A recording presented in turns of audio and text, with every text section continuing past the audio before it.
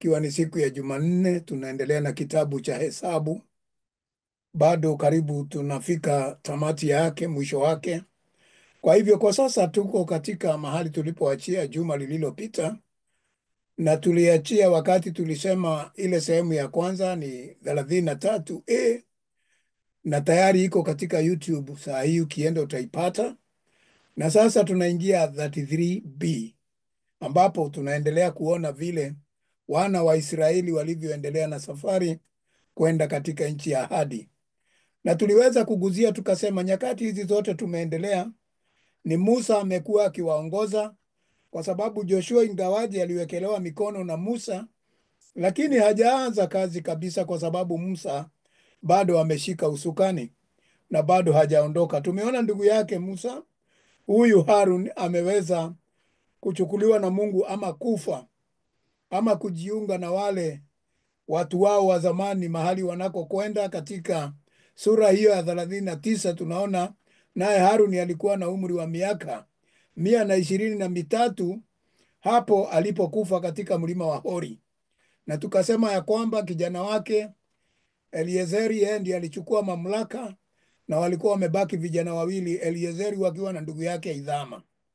Kwa hivyo jambo ningependa uangalia hapo, kwa sababu ndipo tulikoma wiki iliyopita, nione ya kwamba anakufa akiwa na miaka 123 huyu Harun. Na ukumbuke waliachana na Musa tulipoanza katika kitabu cha Kutoka, tuliambiwa ya kwamba waliachana na miaka mitatu na ndugu yake Musa. Kwa hivyo unajua Musa anaenda kufa naye vile vile akiwa na miaka 120. Kwa hivyo hii ni kuonyesha ya kwamba mwaka huu ambapo huyu ndugu ameondoka Harun, na ndio mwaka huu ambao Musa naye ataondoka, wataachana na miezi michache, lakini mwaka huo wa 40. Kwa hivyo wapenzi, unaona ya kwamba Mungu ni Mungu wa mipangilio na mambo yake yanakuja kufikia tamati.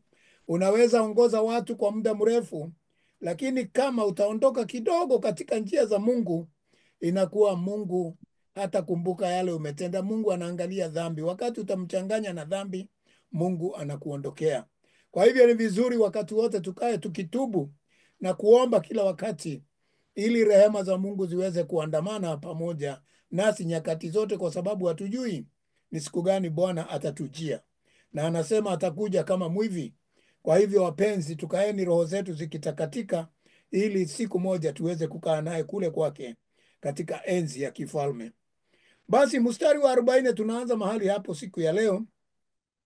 Ndipo Mkanani mfalme wa Aradi aliyekaa pande za Negevu katika nchi ya Kanani akasikia habari za kuja kwa wana wa Israeli. Sasa habari imeanza kuvumwa ati sasa hawa jamaa wamekaribia sana. Na huyu mfalme ambaye alikuwa anaitwa Aradi, ambaye anakaa upande wa Negevu, yaani Negevu maana yake ni mapangoni. Na utakumbuka wakati huu tunasoma sana katika jiografia na katika maripoti ya media ambayo tunaambiwa kila wakati, tunaambiwa juu ya jangwa la Negevu ambako huwa kuna vita kabla ya kuelekea kule upande wa Gaza. Kwa hivyo mambo haya unakumbuka ni katika mapango. Kwa hivyo mfalme hao waliokuwa katika mapango katika nchi ile wakaanza kusikia ya kwamba hawa wana wa Mungu wamefika, yaani wamefika sehemu hizo, na sasa wakaanza kuwa na wasiwasi, je, watakuja upande huu? Na tunaona ya kwamba hawa hawakuweza kukaa wakiwa na amani tena. Walijua hawa wakija, wamesikia vile wanaenda wakishinda watu na kuwapiga. Nao wakasafiri, wana wa Israeli wakasafiri, ingawaje habari yao imevuma. Huo mstari wa 40 ni habari kuvuma kuwafikia wafalme waliokuwa majirani na mahali wanapita. Na utakumbuka huyu Aradi tutamkuta tena katika kitabu cha Joshua 1, wakati ambapo na Joshua 14, na vile vile katika kitabu cha Judges 1 tutamkuta pale Aradi wakati ambapo Caleb anaenda kujipigania. Kwa hivyo ni vizuri kuweka hiyo maanani sana. Basi wana wa Israeli wakasafiri kutoka mlima wa Hori, ama mahali ambapo Hori maana yake ni kilima kidogo, the hill.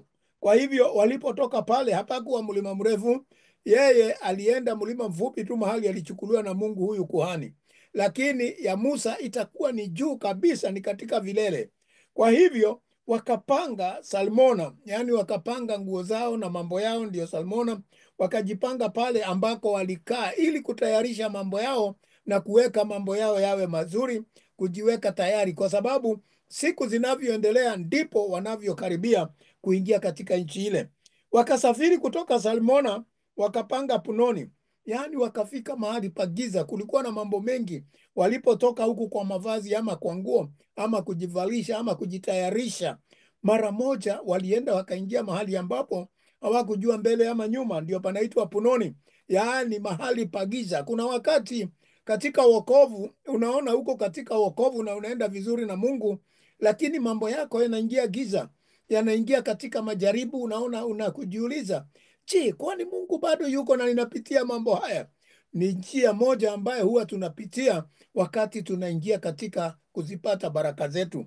Kutaingia wakati mwingine tunaingia katika shida, katika majaribu na katika giza. Si kusema Mungu ametuacha, ni kwamba tuko safarini tu, lakini tutafika. Kwa hivyo walifika mahali hapo Punoni, wakawa sasa ni giza, hawajui mbele ama nyuma, hawajui kama wamefika, na tayari unajua wanaomboleza kifo cha huyu ndugu yao kwa kuhani aliyekufa. Kwa hivyo roho zao zilikuwa zimeshuka sana. Ukikumbuka vile vile ndio dada yao Miriam walikuwa amekufa miaka kadhaa. Kwa hivyo wana wa Israeli walikuwa roho zao ziko chini sana, na wakiangalia Musa wanaona miaka imemsukuma sana. Sasa wakiangalia uongozi ule utakuwa hapo wakati wanaenda katika nchi ya ahadi, wakimwona kijana Joshua wanaona hai, huyu Mungu atamsaidia tu kwa sababu bado angali ni kijana. Lakini wakaweka imani kwa sababu walijua tayari Musa alikuwa amemuombea na amemwekelea mikono.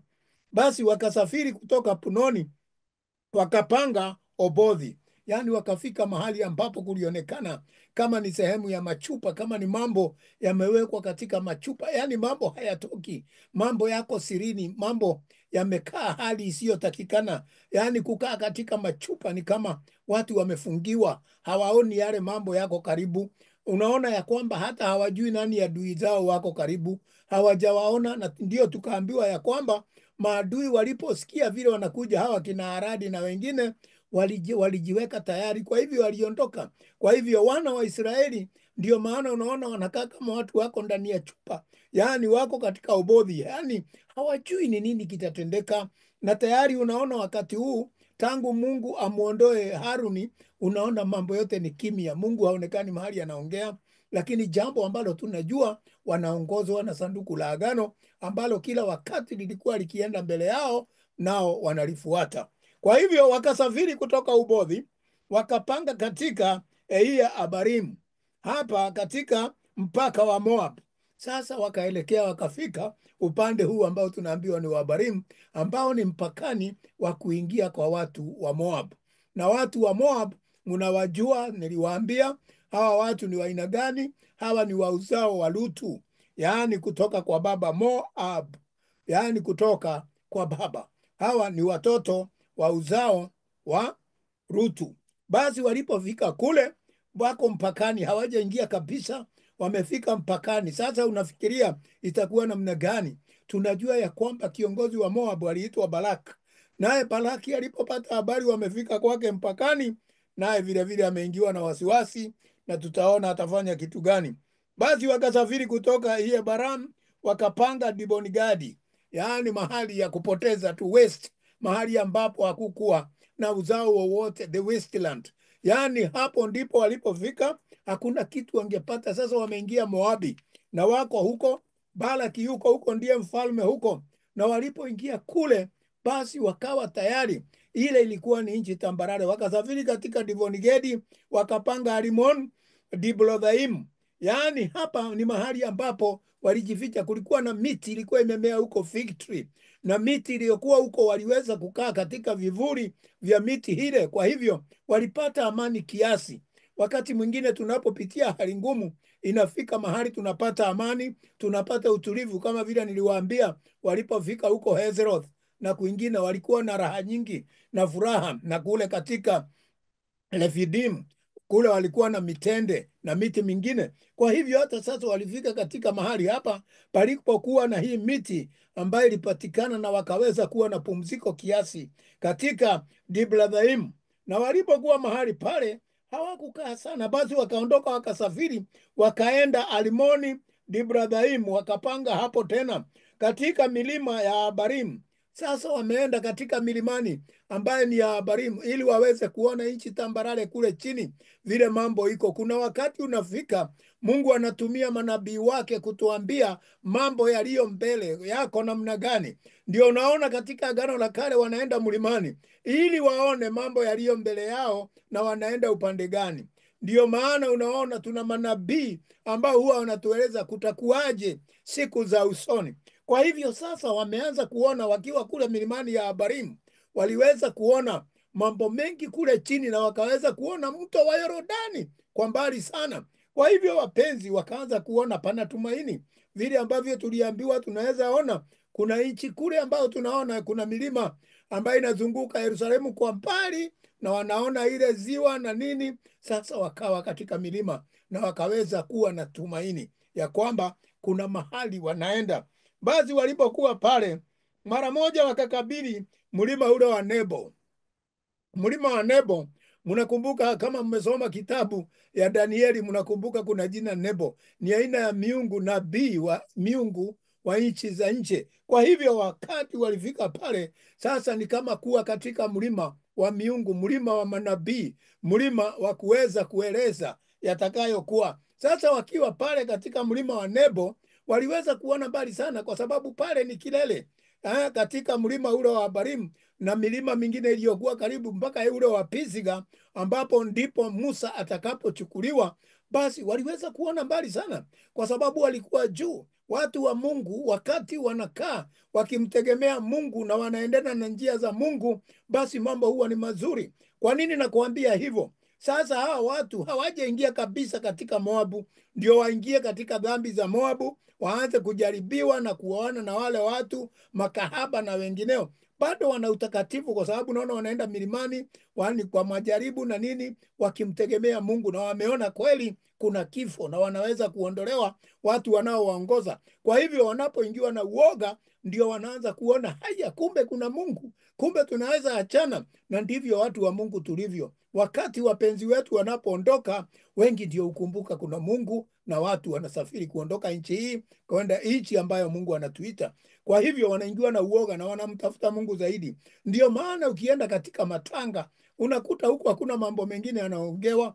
Hata wale watu hawajui Mungu, wote huko ni kuimbia nyimbo za Mungu, wanaimba za Mungu, hata wanaomba, kwa sababu wanaona maiti ya yule mwenzao waliyemzoea sasa hayupo, nao wanajua njia ni hiyo hiyo. Hata makaburini, na uwezi ona makaburini watu wakienda kuzozana, hapana. Watu huenda wakiwa wamenyamaza sana, wakiwa watulivu. Kwa nini? Kwa sababu wanajua hapa ndio mwisho wa maneno. Ndio maana unaona wana wa Israeli walikuwa wametulia, wanaingia na kuulizana itakuwaje kesho, yaani mlima wa manabii kule Nebo. Basi wakasafiri kutoka hiyo milima ya Abarim, wakatoka mahali pale sasa, wakapanga katika nchi ya tambarare ya Moabu. Sasa wakaingia Moabu kule chini, wakaingia kule sasa kule tambarare. Maana ya nchi tambarare ni mahali hakuna kuchoka, hakuna kuchoka. Ni kama meza, unaona meza vile iko, ukitembea juu ya meza huwezi choka, lakini kukiwa na kamlima, unapanda mlima na unaanza kuwa na hali ya kupumua kwa haraka, kwa sababu unachoka na mwili unachoka. Sasa maana ya tambarare ni mahali ya utulivu, kukula na kulala, hakuna kuchoka. Na ndio unaona wapenzi, wacheni waibie siri hii ya kwamba katika nchi ambazo tunasema ni jangwa, nchi zilizo tambarare, watu huko huwa mambo mengi hayatendeki, mambo mengi huwa yani hayaenendi vizuri. Wengi wanakaa tu, kazi yao ni kula na kulala, na wengine hali ya umaskini ni mbaya sana huko, sababu hata watu wajui kutafuta yani kuna mambo mengi huleta katika ile shida. Unaweza kuwa maskini ama mnaweza kuwa matajiri katika ile nchi kulingana na rasilimali ambayo iko katika nchi hiyo.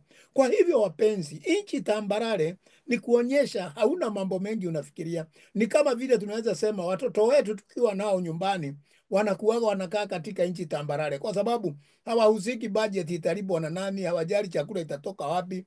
Hiyo si shida yao. Ndio naona tabia zao saa ingine ni kuuliza maswali na mambo gengine, kwa sababu hao ni kwenda friji tu na kutoa chakula na kula, hawajui zinatoka wapi. Stima na wakisha anatumia vile anataka. Hiyo ndio kukaa katika utambarare, wakati ambapo haujali, wewe unapata kila kitu na hauna shida. Wakafika huko, yani huko ni Moab. Hata matabia za katika nchi tambarare, si unajua matabia ni hizo tu. Sijui kama mshaishi katika bonde, yani katika madanguro, katika bonde, yani mahali watu wanatulia tu, wanakula mairungi, wanakula vitu zingine, raha tu, yani mambo tu namna hiyo. Wakati watu wanaingia kwa raha sana, shida na dhambi huingia mahali hapo, kwa sababu watu wengi wanakaa wanakuwa na uvivu zaidi. Wakipata chakula cha kutosha, mwisho wake huwa ni dhambi inaanza kutembea mahali pale.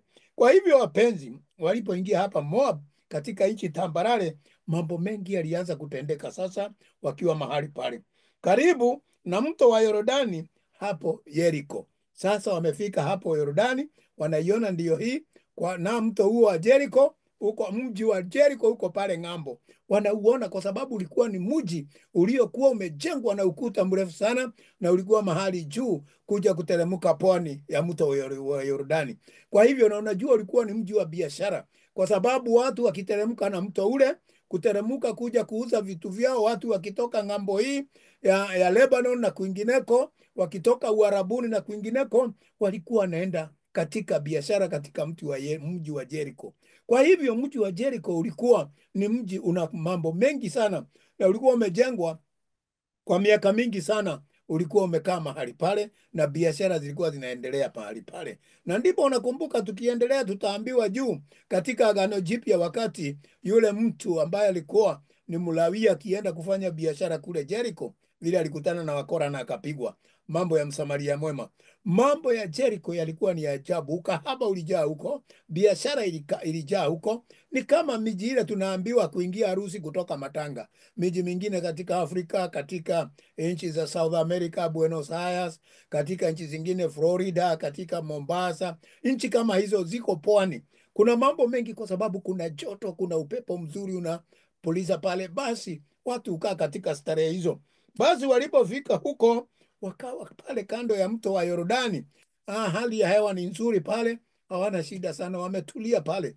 Na sasa walipokuwa mahali pale, wakapanga karibu na Yordani tangu Beth-Yeshimothi.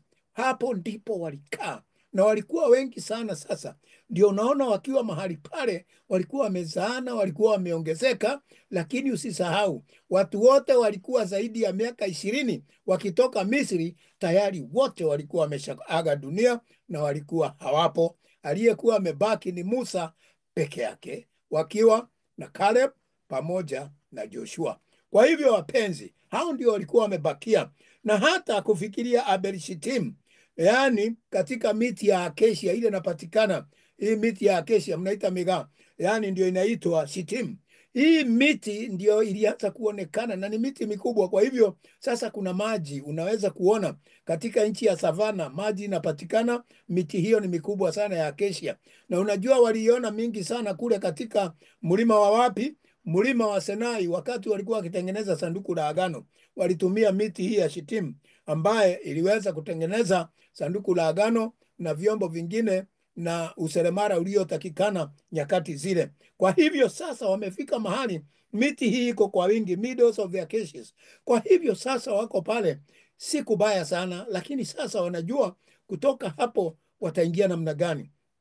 Na wapenzi, ningetaka kuwaguzia tu, hawataingia rahisi. Wakati Musa ataondoka kutakuwa na shida kiasi, kwa sababu unajua hao watu tangu watoke Misri, wale wote wana miaka zaidi ya miaka 20, sasa wana miaka 60. Waliokuwa na miaka 20 sasa wana miaka 60, na wale ambao walikuwa wakizaliwa njiani wako na miaka 40, miaka 30, miaka 20, namna hiyo, wako wengi. Lakini mzee zaidi sasa kwa wale kizazi hicho kiliambiwa kitafika ni miaka 60. Kwa hivyo hawa bado hawajatahiri, wengi hawajatahiri mpaka sasa, bado ni yeye, na hawawezi kuingia nchi ya ahadi kama hawajatimiza ile ahadi, covenant, agano ya Mungu na Abrahamu, yaani agano la kurithi nchi. Hauwezi kurithi nchi kama hakuna mapatano ya damu, ambayo ilisemekana katika kitabu cha Mwanzo 17. Mungu akamwambia Abrahamu atia kwamba ni lazima watahiriwe wote, hiyo damu irudi mchangani. Ikirudi mchangani ndio waweze kuwa na urithi, uhai huo uweze kupatana na miili yao iliyokuwa mchanga, waweze kupata utajiri ulio ndani ya mchanga. Kwa hivyo hakuna njia ambayo wataingia nchi ya Kanani kama hawajatahiriwa, hawatavuka Yordani. Kwa hivyo wapenzi, nataka muangalie hiyo, na Musa hakushughulika na hiyo kwa sababu yeye alijua hataingia. Sasa ni kuwaongoza awafikishe mahali Mungu anataka. Anajua hataingia kwa sababu aliambiwa, na neno la Mungu ni kweli na amina. Aliambiwa wewe na ndugu yako Haruni hamutaingia. Wakati walileta shida katika lile jiwe la Meriba, wakati ambapo waliligonga kwa mikwaju yao na wakaweza kuitisha maji, wakasema ndio hao. Kwa hivyo wapenzi, sasa wakaingia katika tambarare hiyo ya Moab. Sasa wamefika pale, wanaona Yeriko kwa ng'ambo, nao sasa wakawa wanatarajia, lakini walikuwa hawajui ni mambo gani ambayo Mungu atasema kwanza watendewe. Basi kufika mahali pale, wapenzi, tayari nataka uangalie Musa aliweza kupigana vita, akapiga watu waliokuwa ng'ambo ya Yordani kabla ya kuvuka upande wa Yeriko, yaani katika Canaan. Yeye alipigana vita hivyo. Na waligawa namna gani wakati Musa bado yuko hai? Waligawana namna hii. Tuangalie mstari wa 25 jinsi walivyogawanya nchi upande wa magharibi mwa Yordani. Na basi walipogawana hii nchi na ile sheria ambayo Mungu alisema, maelekezo ya dhidi ya kushinda watu wa Kanaani waliokuwa kule ng'ambo.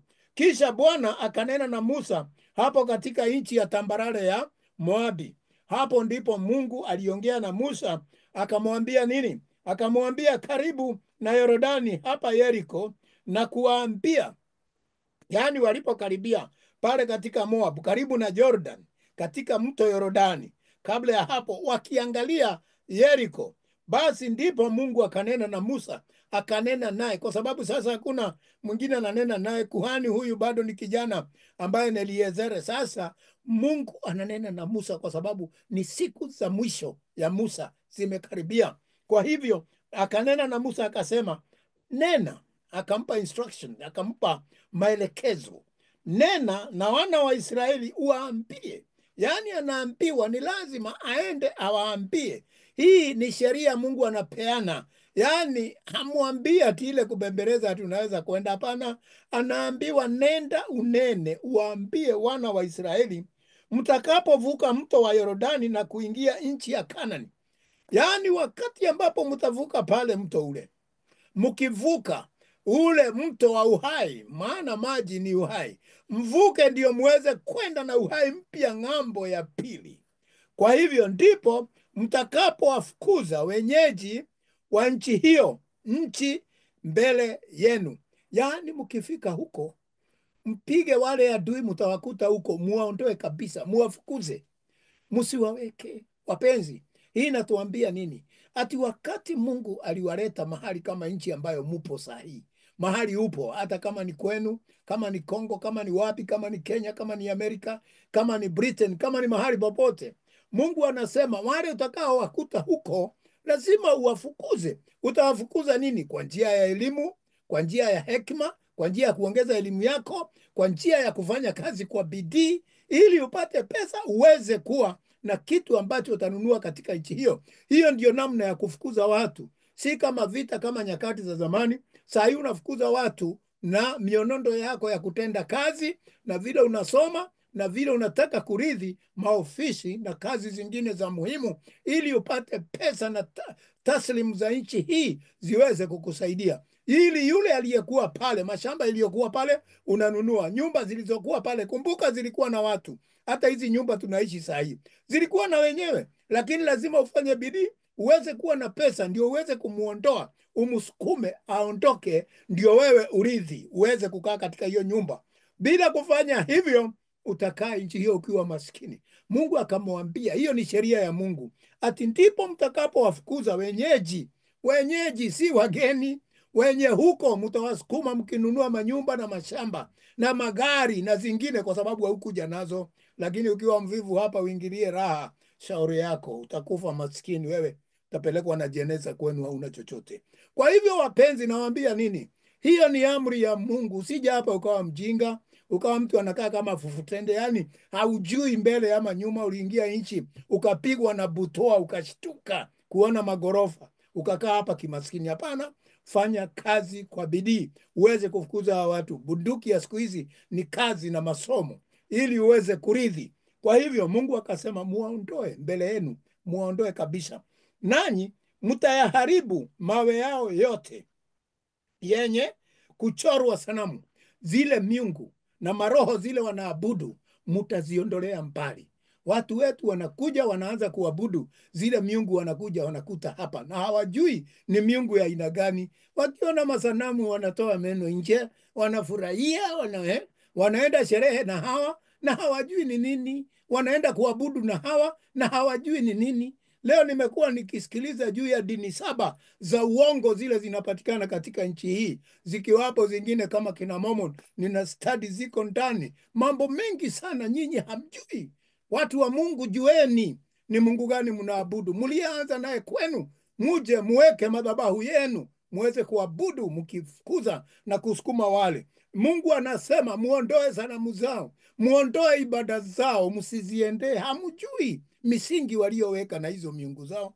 Kwa hivyo wapenzi, na mambo ya kuchorwa sanamu, angalia nchi tunazoishi hapa, kila mahali ukizunguka ni sanamu. Sanamu zingine wapi, zingine juu ya miti, zingine juu ya nyumba, zingine kutani mwa nyumba, nyingine wapi, zingine zimewekwa chini, zimepandwa chini ya mabarabara. Barabara za chini zimechorwa na tunnels, njia za chini. Ukiona ati lami iko juu nafikiri ati chini hakuna kitu.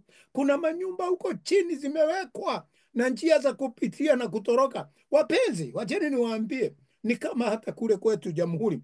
Wakati mmoja nilikuwa naenda kule kutembea Lake Naivasha, na wakati nilitembea nilikuwa nashughulika na kazi pale, nilikuwa nimepewa mahali fulani inaitwa Olkaria, na wakati niko huko niligundua nyumba za watu waheshimiwa wale walikuwa wanatuongoza katika nchi yetu, watu kama Maiji na wengine, walikuwa na nyumba huko kando ya bahari, ambapo wakikaa huko nyumba zao ukiingia ni kama nyumba za hali ya juu, lakini ndani kuna mitaro, kuna njia zimetengenezwa chini zinaenda kutokea baharini ya Lake Naivasha. Ati mkija kuwapiga hapa ama kuwapindua, wanapitia hizo njia za chini, tunnels, wanaenda kutokea kwa boti zao huko, piu, wanaingia Lake Naivasha, wanaenda kupotelea huko. Hamwezi kuwapata, kuna tunnels wapenzi.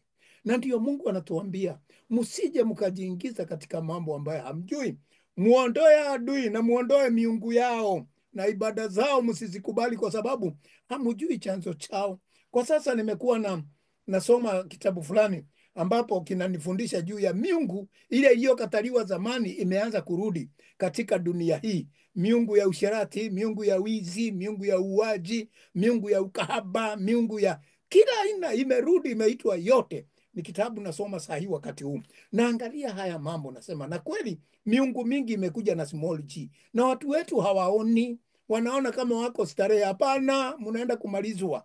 Wengine wataishia hapa, hakuna kitu watakuwa nacho. Kwa hivyo Mungu anatuambia hizo sanamu zote muondoe. Rudieni Mungu wenu ule mlimjua, yule aliwafanya hata mkafika katika mahali ulipo. Yule amekufikisha mahali upo, kama uko Afrika, kama uko wapi, huyo Mungu amekufikisha hapo. Huyo Mungu ndio unatakiwa kumwabudu, huyo ndio unatakiwa kusimama naye. Na kama humjui, uliza wale wamefaulu wakuonyeshe. Kwa hivyo wapenzi, na kuziharibu sanamu zao zote za kusubu, yaani sanamu zote zile wanaabudu zote muziharibu.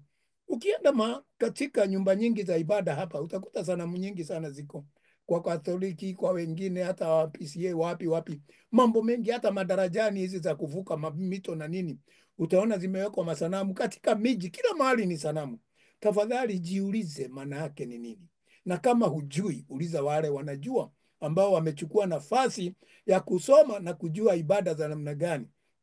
Kwa sababu kuona sanamu peke yake, mimi naweza kukueleza hiyo ni ya nchi fulani, hiyo ni ya Celtic, hiyo ni ya Wagiriki, hiyo ni ibada ya watu gani. Kama jiwe lingine linakaa kama mpira, unaona linakaa kama mpira, lakini ni jiwe rock, imewekelewa mahali kama kameza, limekaa peke yake hivyo. Hiyo ni ibada ya Zeus ya kutoka katika nchi za Ugiriki. Kwa hivyo, wapenzi, kuna mambo mengi watu wetu hawajui, lakini wakiona wanaona ni raha zao. Kwa hivyo unaambiwa hizo sanamu zote bomoa, ziondoe, kwa sababu Mungu wetu ni roho, na roho hauwezi kuchora roho nani. Mungu ni roho, na anatafuta wale wanaomwabudu katika roho na ukweli.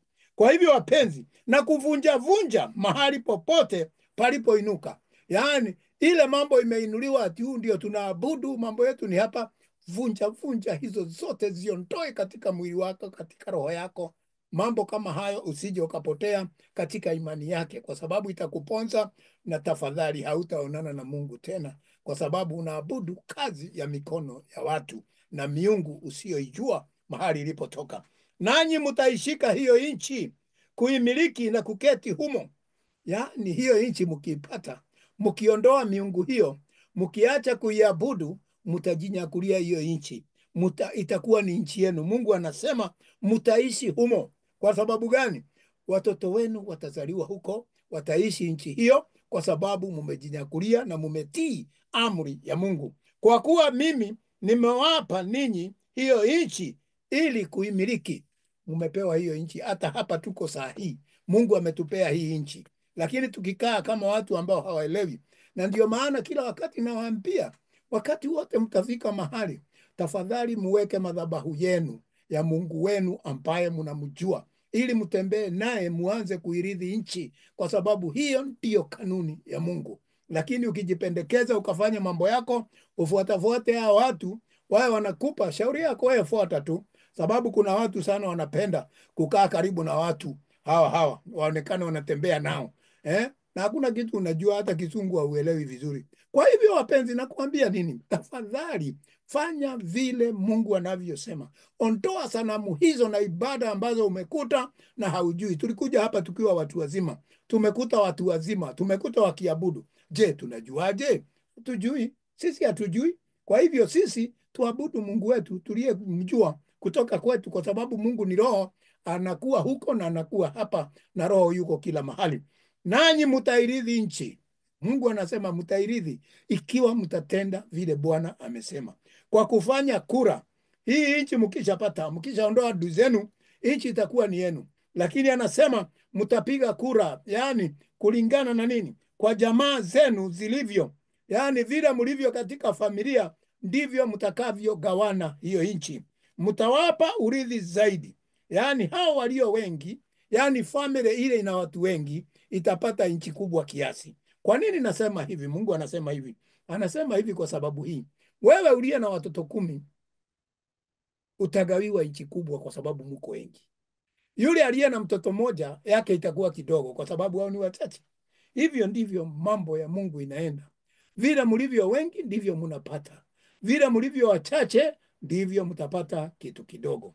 Kwa hivyo, wapenzi, angalia, wale watu wanakuja hapa wakiwa familia kubwa, wanaendelea mbele haraka kuliko wale walio familia ndogo. Kwa nini? Kwa sababu wakija wanapata kazi tofauti, wananunua vitu tofauti, wengine wana idea tofauti, wananunua mashamba na vitu zingine. Hiyo familia inaamuka haraka sana kuliko ile ambaye haina wingi wa watu.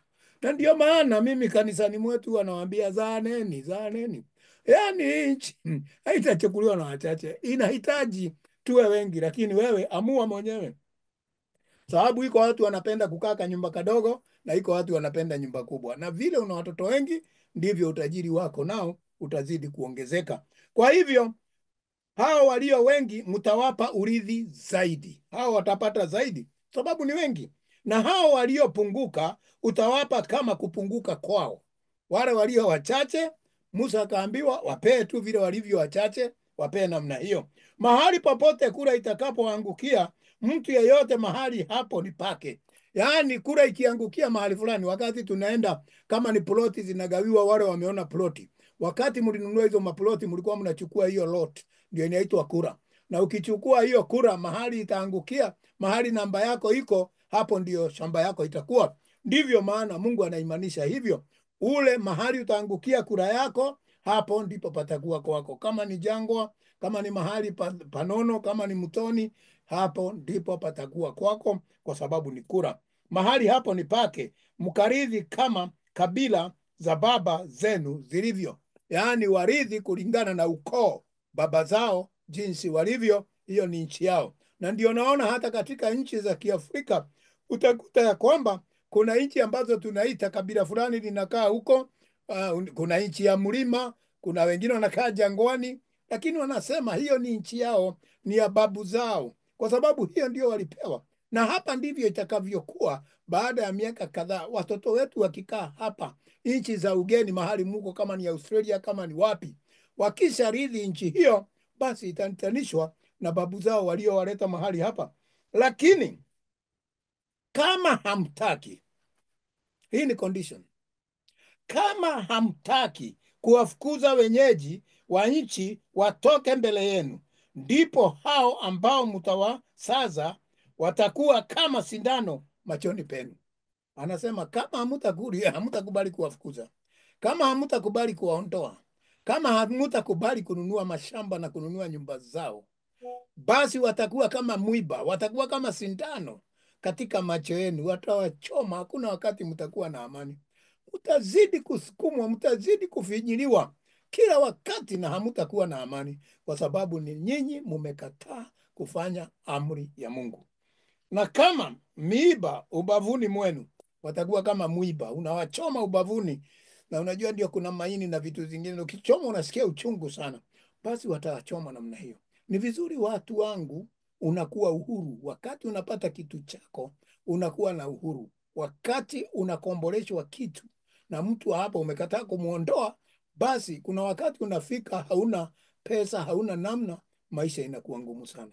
Wapenzi, ndio tunaambiwa lazima tufanye vile Mungu anatuambia. Nao watawasumbua hao watu wa huku, watawasumbua sana. Ndio naona mnasema racism. Watawasumbua tu kwa sababu wanaona kama nyinyi hamna akili, hamna kitu. Lakini wakiona una kitu na una elimu, watakuheshimu.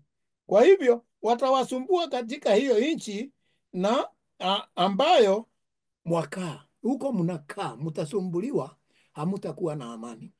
Kisha itakuwa kama mlivyoazimia kuwatenda wao, ndivyo watakavyowatenda ninyi. Vile mlitaka kuwatenda mkakataa kuwatoa, sasa hao watawatendea hivyo, kuwatoa nyinyi muweze kuondoka. Angalieni jinsi mambo yalivyo katika ulimwengu leo.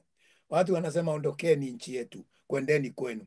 Kwa sababu gani? Walikataa kuwaondoa, walikataa kutafuta makaratasi mazuri, walikataa kufanya mambo yale yanatakikana kufanywa kulingana na maandiko ya Mungu. Sasa hao ndio wanaambiwa waondoke. Kwa sababu gani? Mungu aliwaleta, lakini wakakataa kusimama vizuri kulingana na maandiko ya Mungu. Na hapo ndio shida iko. Sasa wale wamewaona, sasa wanawaambia nyinyi ondokeni mwende kwenu. Nimeona katika nchi moja, sitaki kuongea sana, na ni katika Afrika, wamesema wanataka watu weupe tu, na ni nchi katika Afrika. Niliona wakipiga watu na kuua watu weusi sana kule. Sitaki kuongea sana hiyo. Tafadhali, tafadhali fanya mapenzi ya Mungu na utaishi vizuri mahali ambapo ulipo. Na kama haitawezekana, basi rudi kule ulitoka, Misri, ukawe mtumwa huko maisha yako. Kwa hivyo wapenzi, Mungu anasema nini? Ametuondoa katika uharibifu, ametuweka katika utajiri ndani ya Kristo Yesu. Ni juu yetu kutii amri zake na kutenda mapenzi yake. Hayo mengine atatupa urithi, kwa sababu ndivyo neno lake limetuambia siku ya leo. Mungu awabariki sana, awatende mema, awainue katika hali yake yote, muweze kujua mapenzi ya Mungu katika maisha ya kila mmoja wetu. Tukutane wiki ijao katika somo la hesabu ya